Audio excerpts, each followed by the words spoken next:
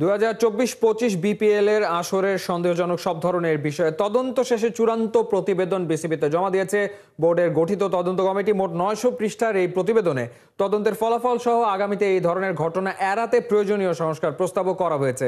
BCB তাদের press বিজ্ঞপ্তিতে জানিয়েছে, প্রয়োজনীয় সংস্কারের স্বার্থে আপাতত বোর্ড তদন্ত প্রতিবেদনের কোনো অংশ প্রকাশ করছে না এবং এ নিয়ে আনুষ্ঠানিকভাবে কোনো মন্তব্য করবে না।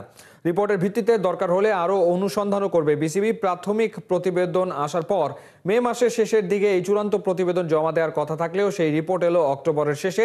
গত ফেব্রুয়ারিতে বিসিবির সাবেক সভাপতি ফারুক আহমেদের নেতৃত্বাধীন পরিচালনা পর্ষদ সবশেষ বিপিএলে ওঠা স্পট ফিক্সিং এর অভিযোগ তদন্তে 3 সদস্যের স্বাধীন তদন্ত কমিটি গঠন করেন।